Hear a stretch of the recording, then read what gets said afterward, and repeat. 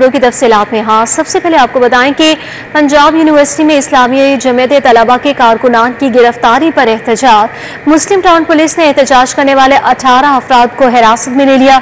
जमात इस्लामी लाहौर के रहनुमा अहमद सलमान बलोच को पुलिस ने हिरासत में ले लिया है। SHO मुस्लिम टाउन आतिफ मलिक ने अहमद सलमान बलोच को हिरासत में ले लिया। मुस्लिम टाउन पुलिस ने गुज़श्ता रोज 19 कारकुनों को हिरासत में लिया है। ताहाल गिरफ्तार कारकुनों के खिलाफ मुकदमा दर्ज हुआ है और ना ही रिहा किया गया है। ये क्या मामला है, अभी चौधरी से जान लेंगे, बताइएगा।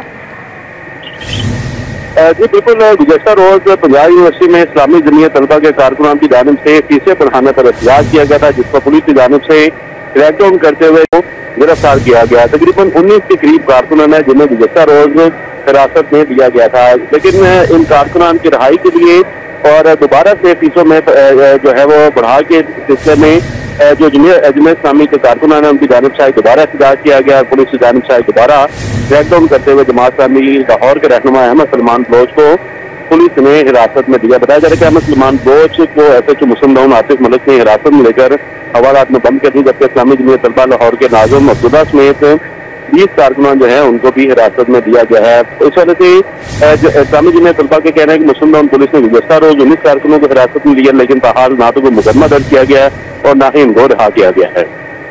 जी ठीक है आबिद चौधरी, बहुत शुक्रिया आपका। दहशतगर्दों के खिलाफ कार्रवाइयों के लिए पहला ज़ेर ज़मीन सेंटर बनाने का फैसला। पंजाब हुकूमत की जानिब से ज़ेर ज़मीन सेंटर में अहम डाटा रिकॉर्ड महफूज किया जाएगा।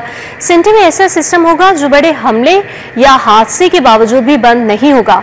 डाटा सेंटर में जदीद हिफाजती इंतजाम और EMP शील्डिंग होगी। 15 किलोमीटर लंबी फाइबर ऑप्टिक लाइन नेटवर्क को हर वक्त चलाए रखेगी। इस हवाले से मजीद तफसीलात हम जान लेंगे इरफान मलिक से। इरफान, बताइएगा।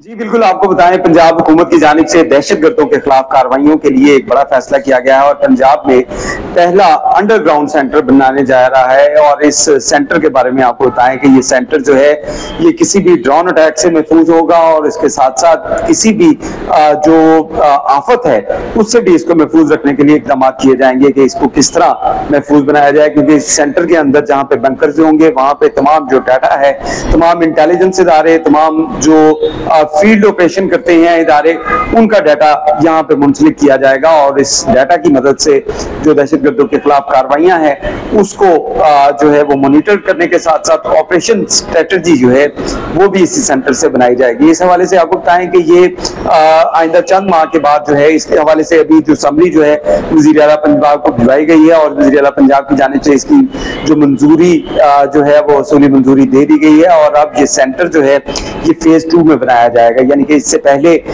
दीगर जो डाटा सेंटर और बाकी चीजें जो है वो तैयार की जाएंगी, लेकिन उसके बाद जो नेक्स्ट फेज होगा उसके अंदर अंडरग्राउंड सेंटर जो है इसको तैयार किया जा रहा है, जहां पे बिजली जाने की सूरत में इसको 24 घंटे जो है वो बिजली की फराहमी भी मुयसर होगी और उसके साथ साथ 15 किलोमीटर तक फाइबर ऑप्टिक की जो केबल्स हैं वो अंडरग्राउंड बिछाई जाएंगी ताकि इस सेंटर पर तमाम जो मवासलात है, तमाम जो इंफॉर्मेशन है और तमाम डाटा जो है इसको महफूज रखा जाए। इस हवाले से आपको बताएं कि 1 अरब रुपए से जायद की लागत जो है 1 अरब 60 करोड़ रुपए से जायद की लागत जो है वो इस सेंटर की तामीर के ऊपर आ रही है और इस हवाले से आपको बताते चलें कि ये सेंटर जो है मुकम्मल तौर पे जो है वो आफात से महफूज बनाने के लिए इसको बिल्ड किया जाएगा, तैयार किया जाएगा और उसके साथ साथ किसी किस्म की भी ड्रोन अटैक या दहशतगर्दी के जो हमले हैं उससे भी इसको महफूज बनाने के लिए इसकी कंस्ट्रक्शन जो है वो अमल में लाई जाएगी। पंजाब हुकूमत की समरी इसके भिजवा दी गई है और वज़ीर आला पंजाब की जानिब से इसकी मंजूरी दे दी गई है और आइंदा चंद माह में इसके ऊपर वर्किंग का आगाज कर दिया जाएगा। जी ठीक है, बहुत शुक्रिया इरफान मलिक आपका तफसीलन आगाह करने के लिए। शहर में गैर कानूनी स्कीमों का फैलाव तेजी से बढ़ने लगा है। लाहौर डिवीजन में गैर कानूनी स्कीमों की तादाद 550 से भी तजावुज कर गई है। सिर्फ लाहौर में 171 गैर कानूनी स्कीमें हैं। LG की जेरे साया बनने वाली सोसाइटीज शहरियों की जमा पूंजी लूटने में मसरूफ है। ये क्या मामला है, इस हवाले से दुरा ने आपसे जान लेंगे, बताइएगा। LG हुकाम से ना कोई पूछने वाला है ना कोई उनसे जवाब लेने वाला है कि शहर में लाहौर शहर के अंदर 550 के करीब जो गैर कानूनी स्कीमें हैं वो कैसे बन गई। और इतनी बड़ी तादाद में गैर कानूनी स्कीमें और उसकी लैंड सब डिवीजन, छोटी स्कीमें या ऐसी स्कीमें जिन्होंने थोड़ा सा पोर्शन अप्रूव कराया बाद में फैला दिया, अब उसका जिम्मेदार कौन है? जब बात जिम्मेदारी की आती है तो ना कोई जिम्मेदारी लेता है, ना कोई पूछता है, ना कोई बताता है, ना किसी के खिलाफ एक्शन लिया जाता है। जिन लोगों की मौजूदगी में, जिन लोगों के बैठे हुए दफ्तरों में ये स्कीमें बनती हैं, उन्हीं को बाद में जब प्रेशर आता है तो ऑपरेशन के लिए भेज दिया जाता है, लेकिन उनसे ये सवाल नहीं किया जाता कि ये स्कीमें आपकी मौजूदगी में कैसे बनी। एक पूरा महकमा था, एक पूरा डायरेक्टरेट था, एक पूरा विंग था जिसका ये काम था चीफ मेट्रोपॉलिटन प्लानिंग के अंदर, जिसमें ये सफाया करना था, इन स्कीमों की बढ़ोतरी रोकनी थी। पहले प्राइवेट हाउसिंग स्कीम डायरेक्टरेट बनाया गया, उन्होंने इलीगल स्कीमों की ऐसी एक परवान चढ़ाई कि वो आज तक संभाली नहीं जा रही, और थीम पार्क भी उसी का एक शाखसाना है। अभी तक एलडी के पास कोई प्लान नहीं है कि वो इन स्कीमों की रोकथाम के लिए कानून साजी कैसे करेगा, और जो कानून एडवाइस किया गया था कि ये इसके अंदर कानून में तरमीम की जा रही है और ये सख्त सजाएं रखी जा रही है, उस पर ताहाल अमल दरामद नहीं आया। बारहा इसके कि वज़ीर आला खुद एलडी तशरीफ लाई, उन्होंने इनको ये टास्क दिया और आज भी उस टास्क को पूरा नहीं किया गया, लेकिन वज़ीर आला और उनकी टीम को जो है मुबैना तौर पर लग रहा है धोखा दिया जा रहा है, लेकिन हकीकत नहीं। जी ठीक है दुरैया, बहुत शुक्रिया आपका। रिहायशी इलाकों में कायम फैक्ट्रियां शहरियों की जान के लिए खतरा बन गई हैं। आए रोज रोनमा होने वाले वाकयात भी इंतजामिया को जगाने में नाकाम है। बाबू साबू के रिहायशी इलाके में फैक्ट्रियां क्यों कायम है, इस बारे में डिप्टी कमिश्नर मौक़िफ़ देने से गुरेज़ा है। रिहायशी इलाकों में फैक्ट्रियों के कयाम ने इंतजामिया की कारकर्दगी पर सवालिया निशान लगा दिया। बाबू साबू के करीब बाऊ समीदी घाटी में आतिश जिदगी से मुतासरा पेंट फैक्ट्री रिहायशी इलाके के बीचों बीच कायम थी। फैक्ट्री में लगने वाली आग से मुल्हिका घरों का लाखों रुपए मालियत का इलेक्ट्रॉनिक्स का सामान जल गया। दीवारों में दरारें पड़ने से मकानात भी रिहाइश के काबिल नहीं रहे।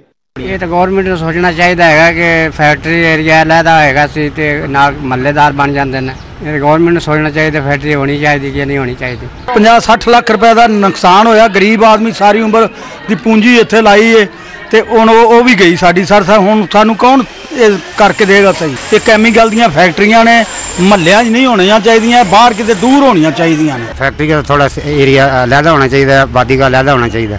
कानून के मुताबिक रिहायशी इलाकों में सनती सरगर्मियां जुर्म हैं। दूसरी जानिब आग से मुतासरा फैक्ट्री के अलावा भी इलाके में कई फैक्ट्रियां कायम हैं। इस हवाले से जब डिप्टी कमिश्नर लाहौर से मौक़िफ़ जानने की कोशिश की गई तो उन्होंने इनकार कर दिया। इलाका मकीनों ने मुतालबा किया कि इंतजामिया उनके घरों को आग से पहुँचने वाले नुकसान का अजाला और फैक्ट्रियों को रिहायशी इलाकों से दूर मुंतकिल करे। कैमरामैन अली नुमान के हमरा ताहिर जमील खान, सिटी 42।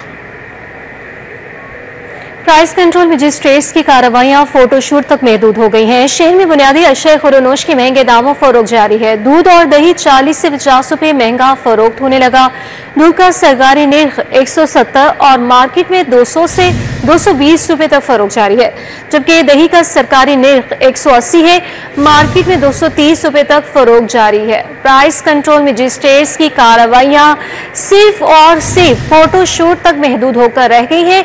शहर में बुनियादी अशय खुरनोश के महंगे दामों फरोख्त इस वक्त जारी है। दूध और दही की अगर बात करें तो दूध और दही 40 से 50 रुपए महंगा इस वक्त फरोख्त किया जा रहा है। दूध का सरकारी रेट 180 है, मार्केट में 200 से 220 रुपए तक फरोख्त किया जा रहा है। और अभी आपको बराह रास्त ये चलेंगे, वज़ीर पंजाब मरियम नवाज इस वक्त तकरीब से खिताब कर रही हैं कि आज अल्लाह का शुक्र है कि हमने ये दिन देखा, और डॉक्टर्स जो मेरे साथ बैठे हैं मैं उनका भी शुक्रिया अदा करना चाहती हूँ कि इन्होंने मेरी डिज़ायर थी, मेरी ड्रीम थी, उसको इन्होंने हकीकत बनाया। मैं शुरू करना चाहती हूँ अपने चाइना के विज़िट से कि जब मैं चाइना गई तो Chinese government was very kind. उन्होंने मुझे इनविटेशन भेजा और फिर उन्होंने मुझे कहा कि आप अपने एरियाज़ ऑफ इंटरेस्ट बताएं कि आप कहाँ जाना चाहती हैं, चाइना में क्या देखना चाहती हैं। बिकॉज मेरा बेसिकली एक स्टडी टूर था। आई जस्ट वांटेड टू सी कि चाइना ने इतनी कामयाबी कैसे हासिल की है, उनका जो गवर्नेंस है देखना चाहती थी, उनके हेल्थ में रिफॉर्म्स में देखना चाहती थी, इंफ्रास्ट्रक्चर देखना चाहती थी।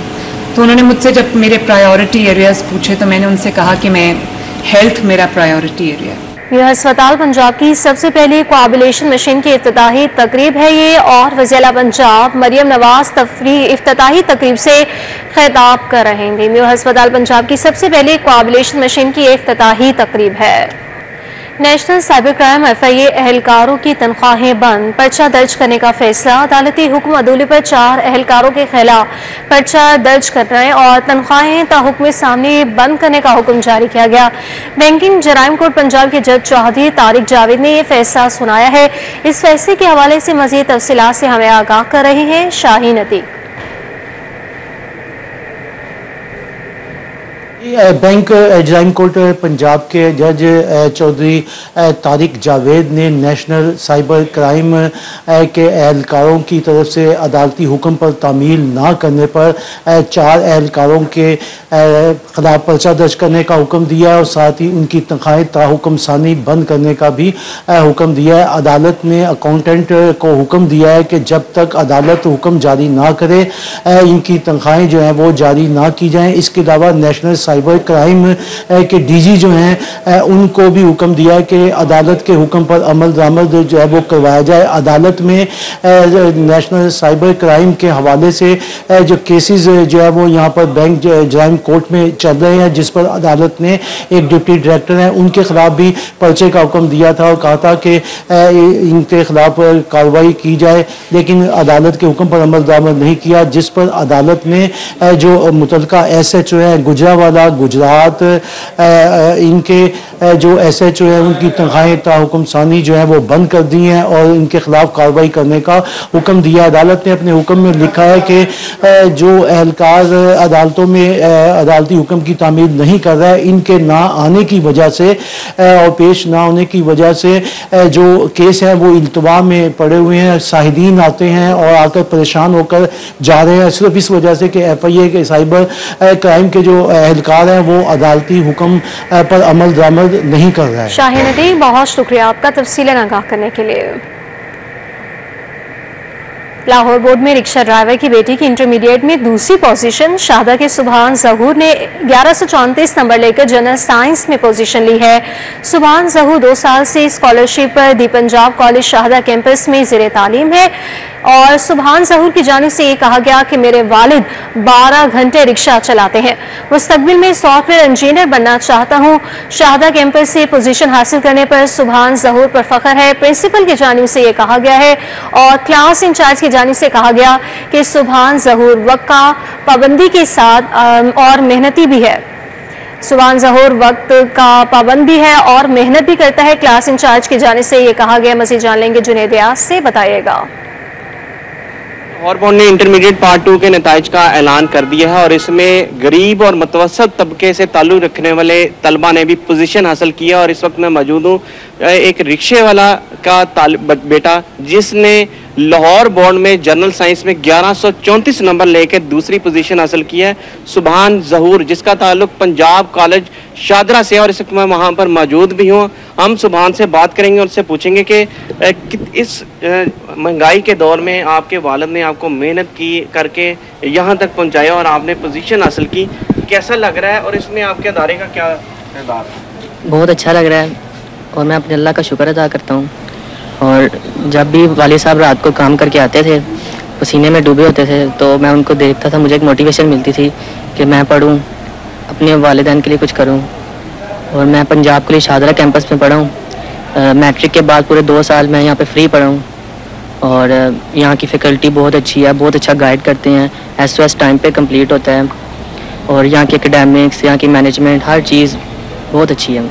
हाँ जी, हमने बात सुनी कि एक मेहनत कश का बेटा जो है वो यहाँ तक पहुँच गया। यहाँ पर हम बात करेंगे पंजाब कॉलेज शादरा की प्रिंसिपल जिन्होंने इसके बच्चे के ऊपर मेहनत की और उसको यहाँ तक पहुँचाया, उनसे भी बात करेंगे। क्या कहेंगी इस वाले से? सर अल्हम्दुलिल्लाह सुभान बहुत शाइनिंग स्टूडेंट रहा है, 2 साल इसने बहुत मेहनत की है और ये सब कुछ हमारा टीम वर्क है। अल्हम्दुलिल्लाह ये जो है हम अरसा दराज से लाहौर बोर्ड में पोजीशंस लेने वाला इदारा है और इन सब का क्रेडिट हमारे डायरेक्टर जाम इकबाल हैदर साहब को जाता है। ये प्रिंसिपल डॉक्टर हुमा सरवर थी, हम बात करेंगे, इनकी वालदा भी हमारे साथ मौजूद है। क्या कहेंगी, कैसा लग रहा है? अल्हम्दुलिल्लाह बहुत अच्छा लग रहा है और बहुत खुशी हो रही है। उम्मीद थी कि आपका बेटा जो है वो नंबर ले जाएगा, और उसके वालिद तो 12-12 घंटे जो है वो रिक्शा चलाते हैं और मेहनत करते हैं। हाँ जी, उम्मीद तो हर माँ बाप को होती है और इंशाल्लाह थी भी उम्मीद, और अल्लाह का करम भी है। बाकी इसके वालिद साहब ने भी बहुत मेहनत की है, 10-12 घंटे काम करते हैं, शुक्र है अल्लाह का। जी, हमने बात सुनी कि सुभान ज़हूर के ना सिर्फ उनके वालिदैन को फ़ख्र है बल्कि अदारे को भी इसके ऊपर फ़ख्र है कि इसने पढ़कर जो है जनरल साइंस में जो है 1134 नंबर लेकर जो है दूसरी पोजीशन हासिल की, और ना सिर्फ मुल्क का नाम रोशन किया बल्कि अपने अहले खाना का और अपने अदारे का भी नाम जो है रोशन किया। रियाज, बहुत शुक्रिया आपका।